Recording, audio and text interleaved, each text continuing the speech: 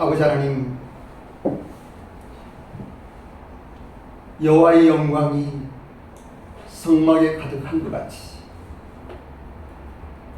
살아 역사하신 창조주 하나님의 영광이 주님의 성전에 가득한 것 같이 이 예배 속에 우리의 삶 속에서도 충만하기를 원합니다. 오늘 말씀 축복하소서. 감사드리며 존귀하신 예수님의 이름으로 기도드립니다. 아멘. 오늘 하나님께서 저와 여러분에게 주시는 말씀은 출애굽기 40장 34절에서 38절의 말씀입니다. 제목은 은혜가 임하면 행복합니다. 두 번째로 오늘은 그 환희의 이야기를 함께 나누길 원합니다. 우리는 은혜가 임하면 어떤 일이 일어날까요? 그리고 은혜가 임하면 행복하다는 지난주의 말씀 기억하십니까? 오늘은 그 두 번째 은혜가 임하면 행복합니다.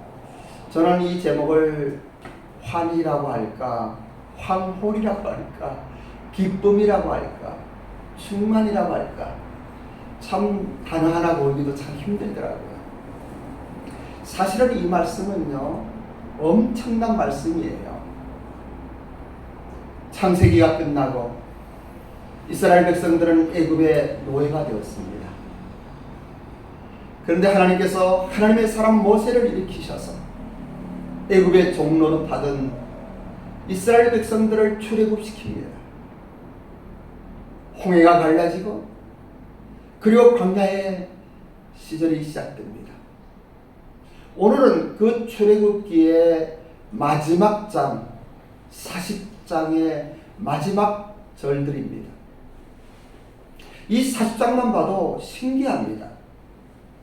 본문에는 이렇게 말씀하십니다. 우리 한 번 더 합독하기 원합니다. 34절로 38절입니다. 시작. 구름이 해막에 덮이고 여호와의 영광이 성막에 충만하매 모세가 해막에 들어갈 수 없었으니 이는 구름이 해막 위에 덮이고 여호와의 영광이 성막에 충만하였으며 구름이 성막 위에서 떠오를 때에는 여호와의 자손이 그 모든 행진하는 길에 앞으로 나아갔고 구름이 떠오르지 않을 때에는 떠오르는 날까지 나아가지 아니하였으며 낮에는 여호와의 구름이 성막 위에 있고 밤에는 불이 그 구름 가운데 있음을 여호와의 온 족속이 모든 행진하는 길에서 그들의 눈으로 보았더라. 여러분들은 이것이 보이십니까? 우리는 흔히 광야에서의 하나님께서 낮에는 구름 기둥으로 밤에는 불 기둥으로 인도하시는 대로 따라간다고 합니다. 근데 오늘 본문 잘 보면요, 아니더라고요. 낮에는 구름 기둥이지만은 밤에도 구름 기둥이에요. 근데 그 구름 기둥에 불이 있는 거예요. 밤에는 불이 그 구름 가운데 있음을 이라고 이야기하는 거예요.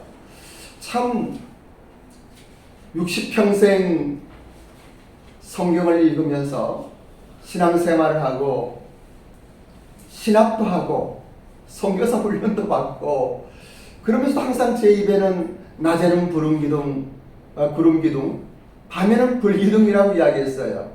근데 이제부터 바꿀 거예요. 낮에도 구름 기둥, 밤에도 구름 기둥. 그런데 특이하게 이 구름이 불이 함께한 거예요. 하나님의 불이 함께한 거예요. 이것을 묵상할 때 엄청난 은혜로 다가왔습니다. 얼마나 감격이 되고 환희에 넘치는 하나님의 은혜에 감사했는지.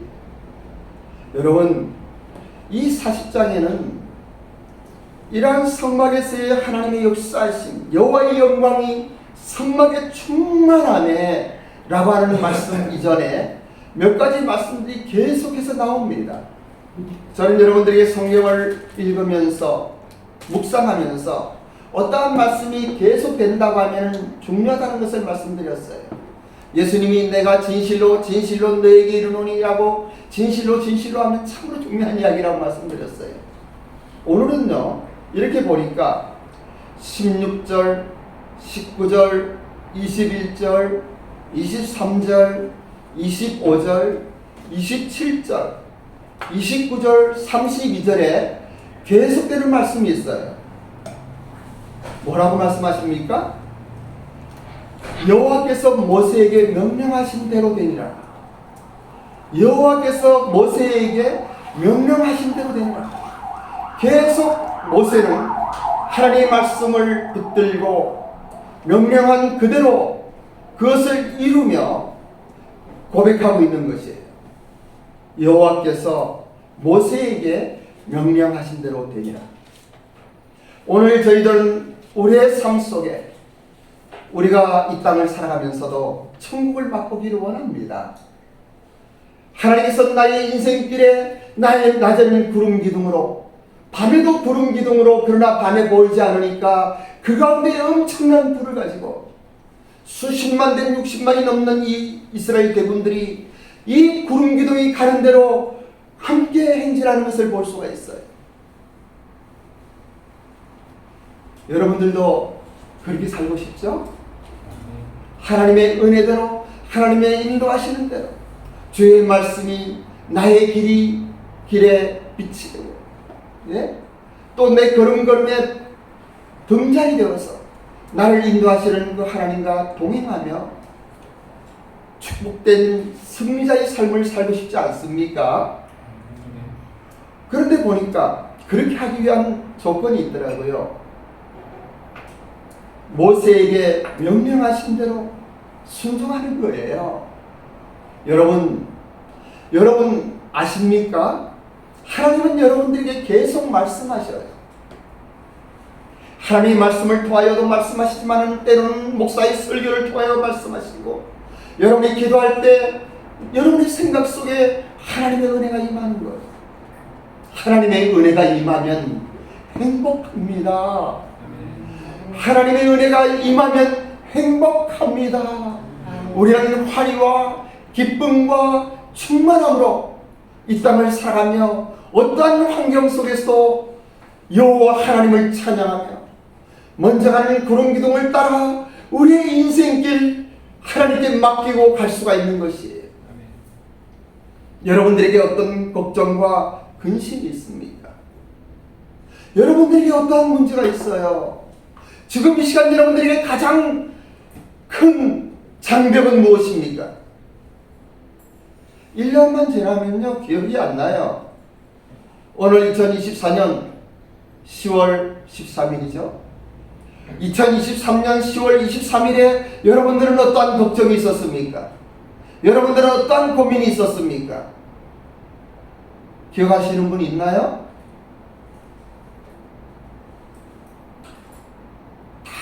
하나님의 은혜 속에 우리는 헤쳐나갈 수 있는 것이에요. 문제는 하나님 인도하시는 그 구름 기둥을 따라가느냐 하는 것이죠. 이러한 이야기가 있더라고요. 제 입에서는 말씀드렸습니다만 사과의 씨는 셀 수 있지만 씨 안에 있는 사과나무는 셀 수 없다. 여러분 하나님의 말씀이 하나님의 은혜가 여러분에게 임하면요 사과나무의 씨가 심겨지는 거예요. 우리는 씨 안에 있는 사과나무를 셀 수 없다는 것은 그 씨가 사과나무가 되면은 또 사과나무에 사과가 열리고 그 열린 사과 안에 또 씨가 있는 거예요. 그 또 씨가 있는 거예요. 사과나무를 헤아릴 수가 없는 거예요. 오늘 이 시간 여러분의 인생길에 이 하나님의 말씀이 사과의 씨로 임하여 헤아릴 수 없는 사과나무를 심고 사과 열매를 거두는 엄청난 축복이 여러분의 삶 속에 함께하기를 주님의 이름으로 축복합니다. 아멘. 성경에서 우리는 때때로 그런 이야기를 해요. 우리의 삶도 마찬가지고 비즈니스도 마찬가지예요. 신앙은 더욱 그렇죠. 이 신앙은 사실학이 아니라 해석학이라고 이야기하는 거예요. 어떤 사실이 있습니다. 근데 이 사실을 어떻게 해석하느냐에 따라 우리의 인생이 달라지는 거예요. 어떤 분은 여기 가까이 계신 분이에요. 그런 이야기 하는 거예요. 누가 나에게 금전적인 피해를 줬어요. 그런데 어떤 사람들은 금전적인 피해를 준 사람에게 뭐 이런저런 말할 수 없는 이야기를 하는 분들도 있어요. 그런데 어떤 분들은요, 얼마나 힘들면 그럴까. 그리고 그분을 위하여 중보 기도하는 사람이 있어요. 그리고 오히려 우리 한국 사람들은요, 돈 받으러 갔다가 너무 가난하고 쌀도 없고 힘들면요, 황미쌀 주문해가지고 그 집에 쌀을 주는 이러한 한국 사람들의 넉넉함과, 그래서 우리는 하나님이라고 이야기하고 하나님이 보호하사 이야기하고 현세에 가장 강력한 교회를 가지고 있는 축복의 나라가 된 것 같습니다. 쌀 팔아주고 온대요. 돈 받으러 갔다가. 그 마음 얼마나 귀합니까? 그리고 또 그럴 거예요. 기도하는 사람은 그러한 계기를 통하여 그 사람을 얻을 거예요. 그 사람에게 복음을 전할 거예요. 한 그루의 상아나무를 심는 것이 아니고 그 사람의 심령 속에, 신비 속에, 마음의 비석에 하나님의 말씀을 새길 거예요. 여러분의 주위에 있는 사람들과의 관계 속에 어렵고 힘든 사람들에게 정말 가난하고 세상에서 인정받지 못하고 그러한 사람들에게 따뜻한 사랑으로 이 씨앗을 심지 않겠습니까? 우리 일본 비전교회는 그런 교회예요. 훌륭한 분들 여기도 많이 계시고 아주 명예 있는 분들 여기도 많이 계셔요. 근데 목사인 저는요, 죄송합니다만은 그런 분 존경하고 너무나 감사하지만은 힘없고 우리 교회 밖에는 올 수 없는 사람, 소외되고 가난하고 마음의 아픔을 가지고 있는 사람, 그 사람이 제 마음속에 더 깊이 새겨져 있어요. 물론 중보기도 하면 우리 장로님, 권사님, 우리 협동 목사님들 이렇게 기도하지만은 결국은요, 어렵고 힘든 그 사람들을 위해서 기도하는 저의 자신을 보게 돼요. 그리고 길게 기도하는 거예요. 어떤 분은 헌금을 하시면서 저도 11조를 할 수 있도록 해주세요. 이런 거 보면요, 가슴이 찢어지는 거예요. 하나님, 이 거룩한 소망을, 이 아름다운 생각을 하나님 이루어주셔요. 근데 오늘 하니까 그렇게 된단 말이죠. 그렇게 되는 거예요. 저는 오늘 여러 가지 이야기도 하고 싶고 많은 이야기 하고 싶지만은 은혜라고 하는 것에 대한 좀 정리를 해드리려고 그래요. 성경에서 말하는 은혜는 그 자체가 가지고 있는 특성이 있습니다. 첫째는 주권성입니다. 주권성. 하나님의 성도들에게 베푸시는 은혜는 절대 주권적입니다. 모든 일을 그 마음의 원대로 역사하시는 하나님께서 자신의 기쁘신 뜻대로 성도들에게 은혜를 베푸시기 원하시면 은혜를 베푸시는 것이에요. 성도들이 은혜를 받고 싶습니다. 그래서 은혜가 오는 것은 사실 아니에요. 그런 것도 중요합니다. 은혜를 받게 되거나 또 은혜 받는 거 원치 않는다고 해서 받아지는 것이 아니에요. 이러한 내용들을 신학적으로는 불가항력적 은혜라는 교리가 있습니다. 로마서 9장 14절에서 16절에 이러한 말씀을 하십니다. 우리 한번 합독합니다. 시작. 그런즉 우리가 무슨 말을 하며 하나님께 우리가 있느냐 그럴 수 없느니라. 모세에게 이르시되 내가 긍휼히 여길 자를 긍휼히 여기고 불쌍히 여길 자를 불쌍히 여기라 하셨으니 그런즉 원하는 자로 말미암음도 아니요 다른 박질하는 자로 말미암음도 아니요 오직 긍휼히 여기시는 하나님으로 말미암음이라. 저는 이 말씀이요, 여러분들은 어떻게 들리는지 모르겠어요. 불가항력적 하나님의 주권적 은혜라고 하는 것이 얼마나 감사한지 몰라요. 왜냐하면 하나님께서는 사랑의 하나님이시기 때문에 그런 거예요.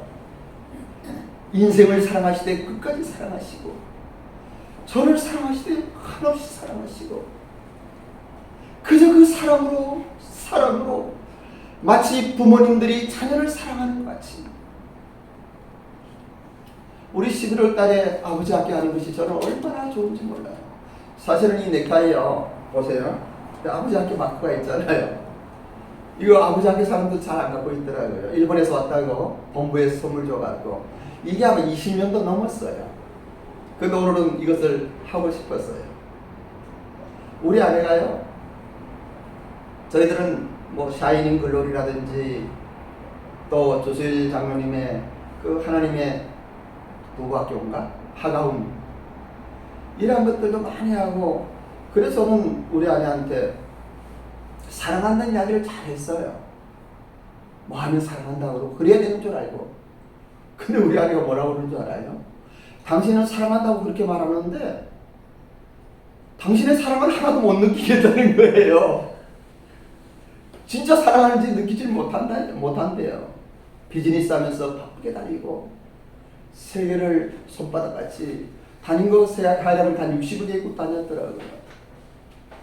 하루에 3개 나라도 막 하고, 오사카에서요 한국 공항에 사람들 불러서 미팅하고요, 그 다음에는 상해에 가서 또 점심 여기서 먹고 미팅하고 저녁 먹고, 그 다음에 홍콩으로 날아간 적도 있어요. 그런 적은 별로 없지만은 그래도 그럴 때도 있었어요. 열심히 일하면서 사랑한다고 이야기하는데 그 사랑을 전혀 못 느끼겠대요. 근데 아버지 학교를 하고 난 다음에 당신이 진짜 사랑하는 걸 느낀다고 해요. 여기는 남자들요, 정말 아버지 학교 하세요. 여러분 운전면허 있죠? 근데 면허도 없이 운전하는 사람 어떡하면 좋아요? 그것도 고속도로를 질주하지 않습니까? 현대는 바꿔서 가정에 면허증 없이요 그냥 달리는 거예요. 무면허 운전하는 거예요. 우리는 아버지에 대해서 배우지 않았어요. 저하고 우리 손영철 목사님은 아버지 학교를 했습니다. 우리 마정민 집사님도 하셨고, 또 이영호 선교사님도 하셨고, 그리고 또 우리 최상승 선교사님도 하셨고, 우리 교회에 있는 분들은 거의 다 그렇게 하셨어요. 아직 안 하신 분은 회개하시고 아버지 학교 오늘까지 등록 꼭 하세요.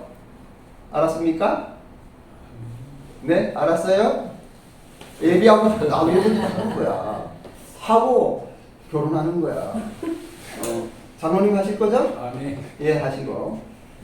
예, 조명배 주사님 하실 거죠? 네. 예, 구역이도 하는 거야. 이건 강제야, 구역이는. 장가버려야 되니까. 근데 주일날 한다는 게 얼마나 좋아요. 네? 이 또 옆으로 갔네. 그 다음엔 자비성이에요. 은혜의 특성 중에 하나는 자비성이에요. 하나님의 성도들에게 베푸신 은혜의 특성 중에 하나는 자비성입니다. 즉 하나님의 사랑이 은혜의 기초가 되고 있기 때문에 하나님의 특성 중에 하나의 자비성이 있는 것은 너무나 당연합니다.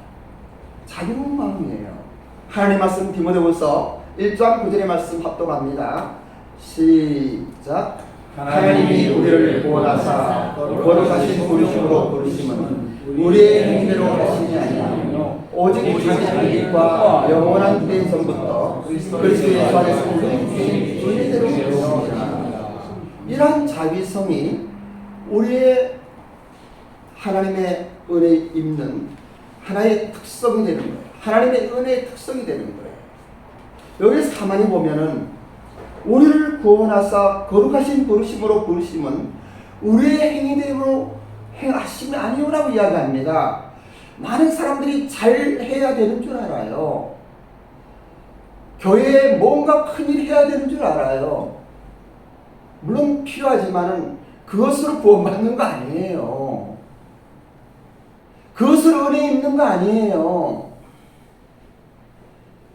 우리 주 예수 그리스도의 사랑으로, 독생자 예수님께서 하나님이 세상을 나를 이처럼 사랑하셔서 주신 그 예수님의 십자가의 보혈의 능력으로 받는 거예요. 우리의 죄의 문제는, 우리의 구원의 문제는 오직 성경에서 나타난 대로 예수님의 십자가에 피 흘림 없이는 되는 거 아니에요. 피 흘림이 없은 즉 죄사함이 없는 거예요. 우리의 아픔과 고통이 모든 것들이 왜 우리에게 임합니까? 왜 우리의 환경이 그렇게 어렵습니까? 이라는 모든 것은 죄의 저주로부터 오는 것이에요. 그 저주를 벗어나는 것은 오직 하나밖에 없는 거예요. 십자가의 보혈의 공로, 하나님의 은혜를 믿는 거예요.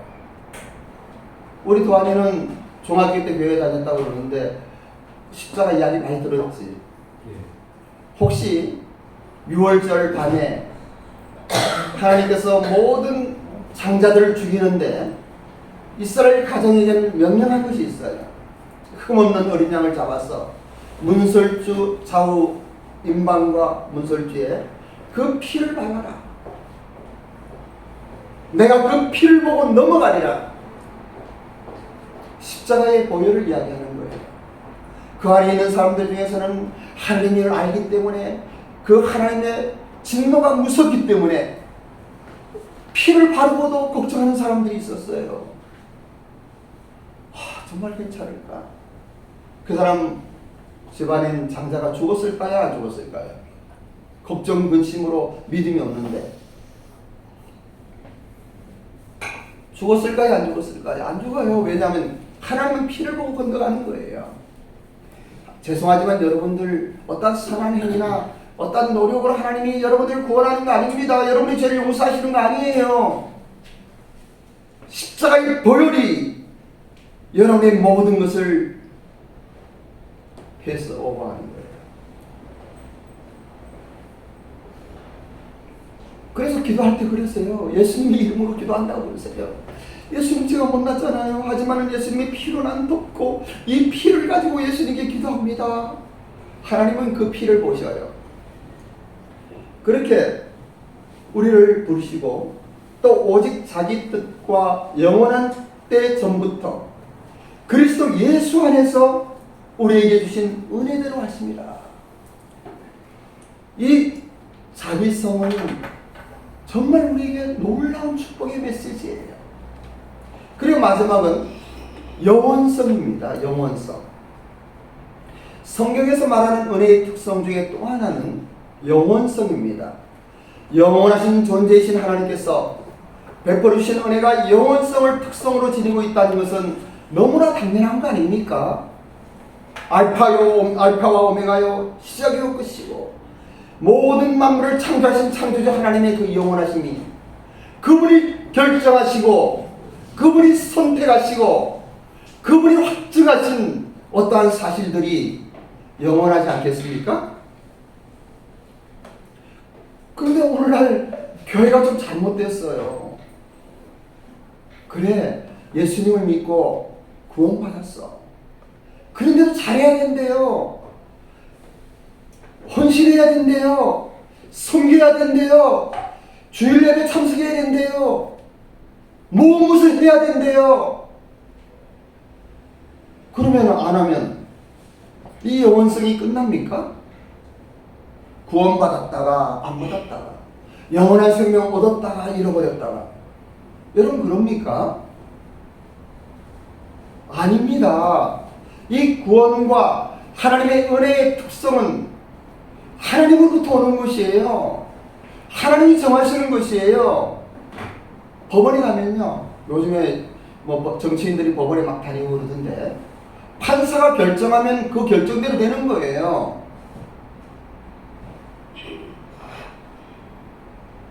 판사는 법리에 그리고 사회적인 통념과 많은 것들을 생각하고 정치적인 관계도 생각하겠죠.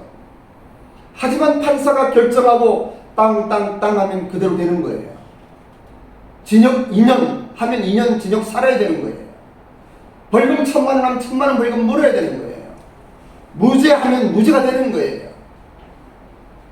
하나님이 하시는 거예요. 죄의 문제는.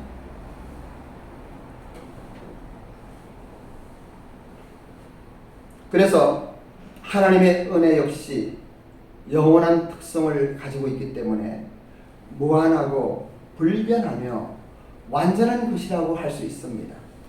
즉 하나님께서 성도들에게 베풀으신 은혜가 정말 그 깊이를 헤아릴 수 없고 그 넓이를 우리가 감당할 수 없지만 그 한없는 하나님의 사랑이 변함도 없고 완전하다는 것이에요. 아멘? 아멘? 그런데 이러한 하나님 은혜가 머무르는 사람들이 있습니다. 지난주도 좀 말씀을 드렸습니다만 하나님의 은혜를 풍성히 누리는 사람들이 있습니다. 그들의 비결은 무엇일까요? 하나님 은혜는 잘난 사람들에게 임하지 않는 것 같아요. 오히려 어떤 면에서는 그러한 사람들을 비켜가는 것 같아요. 왜냐하면 그들은 하나님 없이도 스스로 자라나갈 수 있다고 생각하기 때문입니다. 그러나 하나님 없이는 살 수 없는 사람들이 있어요.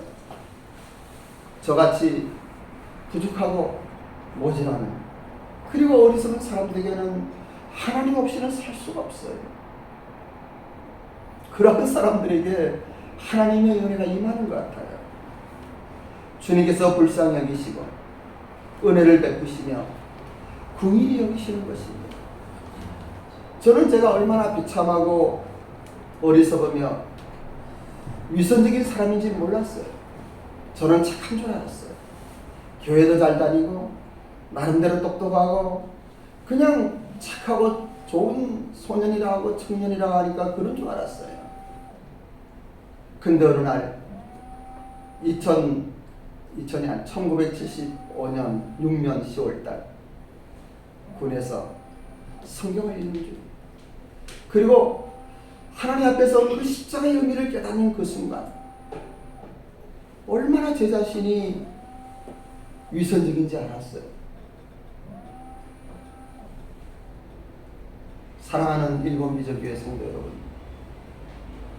이것이 회개의 영이에요. 자신을 알아야 돼요. 그렇기 때문에 십자가가 필요한 거예요. 위선적이고 거짓되고 이런 우리에게 하나님은 은혜를 베푸셔요. 십자가를 온전히 바라볼 때 저의 높은 마음이 무너지고 완전하게 저의 자신을 버릴 수가 있었습니다. 그리고 그 하나님만을 생각하며 잘하든 못하든 이렇게 걸어왔어요.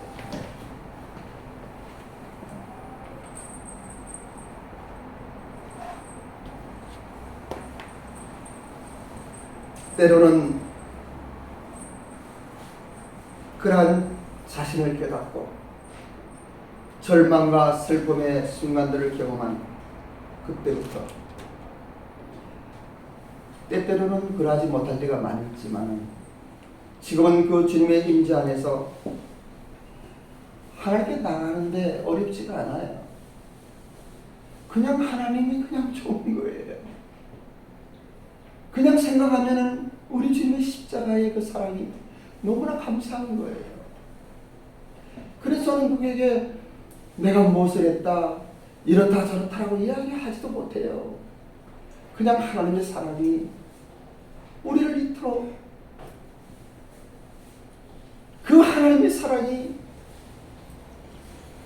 성막에 떠오르는 구름 기둥이 되어서 저의 살아가는 삶 이끌어 주시는 거예요. 때로는 방가가 될 때가 있습니다.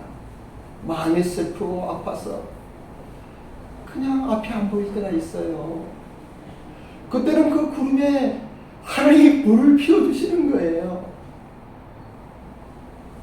그리고 그것이 가는 대로 따라가는 거예요. 잘못 갈 때도 있죠. 그런데 구름이 멈추는 거예요. 종로와에서 그 구름이 일산 동구 100마로 왔어요. 이 머물러 있는 이 구름을 바라볼 때 얼마나 감사하고 감격하면서 그 하나님을 찬양하게 되는지 몰라요.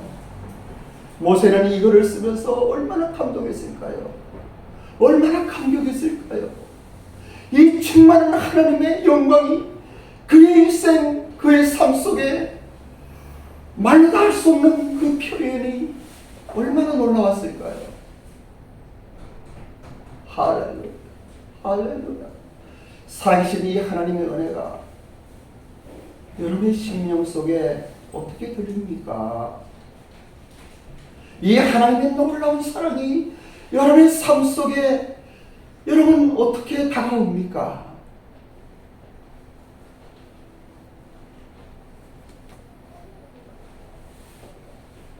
그래서 때로는 잠시만 엎드려 기도한다. 그냥 어떤 데 뒹굴뒹굴 이렇게 기도하는데 한 10분 기도했나 하면은 2시간, 3시간을 기도하는 거예요. 그리고 어떤 때는 찻집에서 혼자 앉아서 차를 마시면서도 그 주님 생각할 때 얼마나 놀랍고 감사한지, 황홀한지, 희열을 느끼면서 이것을 어떻게 표현해야 될지 알지 못해갖고 우리 교회 카톡방에 그냥 조금 써서 또 이렇게 올리고 하는 거예요.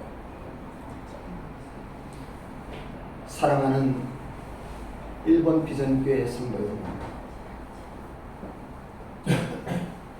때로는 여러분들 얼마나 어렵고 힘듭니까? 어쩌면 지금 이 시간에도 얼마나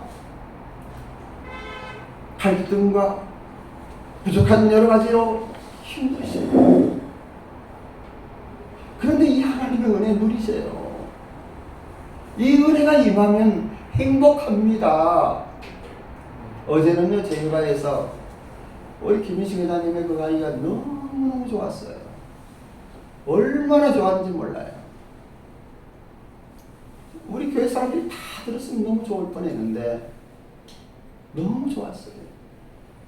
그렇습니다. 하나님 말씀대로 살아가는 삶의 그 여정에는 놀라운 그런 것들이 드러나고 있어요. 그분이 강의를 잘하는 게 아니에요. 강의는 대학 강단이 더 잘합니다. 하지만 본인이 겪었던 그 비즈니스 세계에서의 삶의 그 발걸음이, 그 가정생활이 자기 경영과 가정 경영과 기업 경영과 사회 경영 그리고 국가 경영 모든 것들이 그렇습니다.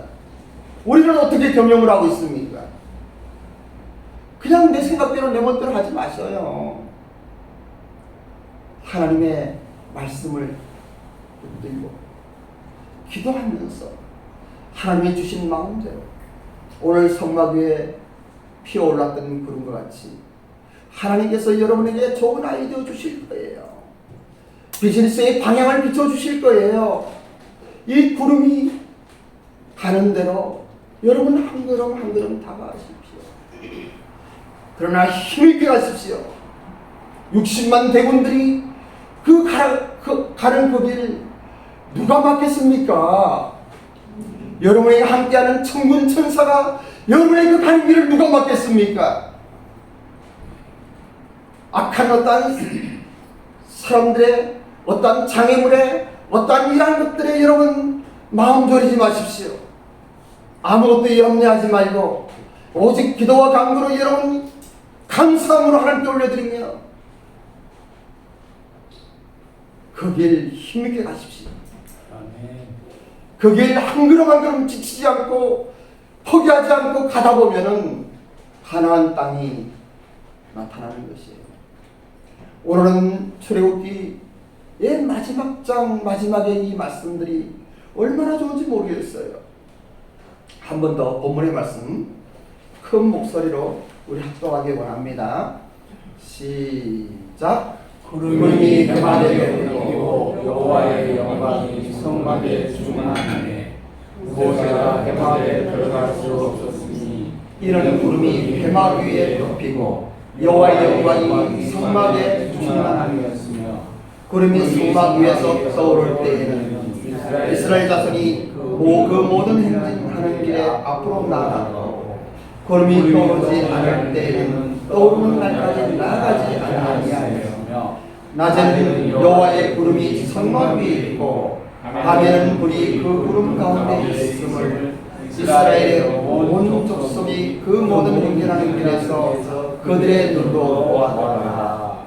여러분들의 눈으로 이것을 보기 원합니다. 아멘. 보이십니까? 여러분들이 이러한 것을 느끼시기 원합니다. 느껴집니까? 이제 이 구름이 피어오를 때까지 마음을 다하고 정성을 다해서 그 하나님 바라보십시오. 사랑의 하나님, 은혜의 하나님, 우리를 축복하시는 그 하나님, 그 하나님께 여러분의 모든 삶을 맡기시기 바랍니다. 아멘. 그러면 보일 거예요. 그러면 보일 거예요. 그리고 이 구름이 가는 대로 한 걸음 한 걸음 나아가며 승리하는 삶의 여정 속에 어느 날 저같이 70쯤 되면 저보다 더 되신 분 여기 별로 없을 것 같아요. 이런 이야기 여러분들 할 수 있습니다. 여러분들은 저보다 더 훌륭하기 때문에 더 큰 이야기 할 수 있어요. 그죠? 윤석현 권사님? 저보다 나이 많으신 분 권사님이시니까. 그죠? 기도하겠습니다. 아버지 하나님, 오늘 저희들은 성막에 피어오른 여호와의 영광을 바라보며 성막에 충만한 하나님의 놀라운 은혜를 경험하고 있습니다. 은혜가 임하면 행복합니다. 이 화리편에 다시 한번 우리의 인생길에 그 구름을 보기 원합니다. 성막에서 피어오르는 구름과 같이 우리의 인생길에서 주님 이 은혜의 구름을 피워주시옵소서. 우리가 그것을 목도하며 승리의 행진을 하기 원합니다. 축복하소서.